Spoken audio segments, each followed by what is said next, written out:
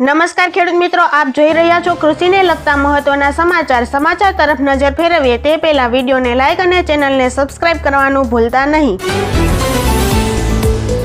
હવામાન વિભાગની આગાહી મુજબ 3 દિવસ ગરમી ઘટ્યા બાદ આજથી ફરી ગરમીમાં વધારો થતો જોવા મળશે।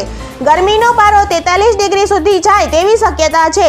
ગઈકાલે શિક્ષણ નગરી વલભીપુરમાં 40.7 ડિગ્રી ગરમી સાથે સૌથી ગરમ શહેર રહ્યું હતું। રાજ્યમાં હાલ ઉત્તર પશ્ચિમ દિશામાં હવા ફૂંકાઈ રહી છે, જ્યારે છેલ્લા કેટલાક દિવસથી વેસ્ટર્ન ડિસ્ટર્બન્સના કારણે માવઠા પડતા તેમજ પવન ફૂંકાતા ગરમીનો ઓછો અનુભવ લોકોને થઈ રહ્યો હતો। જૂનાગઢના વિસાવદર માર્કેટયાર્ડમાં નવા તલની આવકો આવી હતી, જેમાં નવા તલ વેચાણના મુહૂર્ત સોદામાં પીળિયા કાશ્મીરી તલનો પ્રતિ 20 કિલોનો ભાવ 3551 રૂપિયા સુધીનો પડ્યો હતો। ધાણાની બજારમાં સુધારાને બ્રેક લાગીને ભાવમાં ઘટાડો થયો હતો।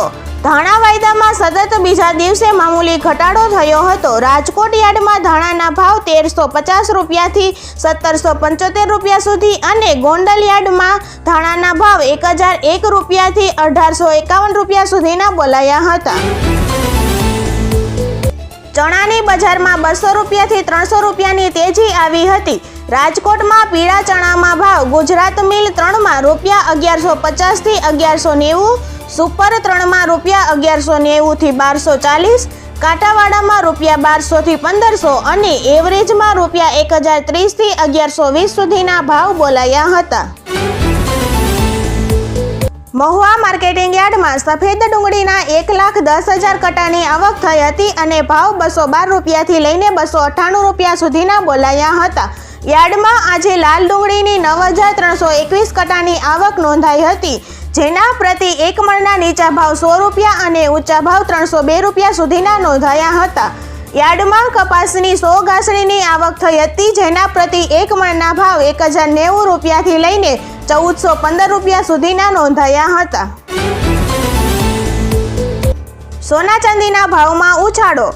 છેલ્લા 3-4 દિવસમાં સોના અને ચાંદીના ભાવમાં ઘટાડો જોવા મળ્યો છે, પરંતુ આ વર્ષે અત્યાર સુધીમાં સોનું 8,489 રૂપિયા મોંઘું થયું છે।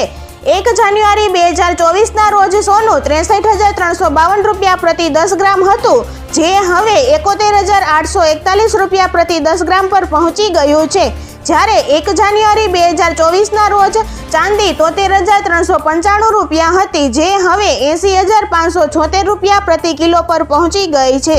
આભાર ખેડૂત મિત્રો, જય જવાન જય કિસાન।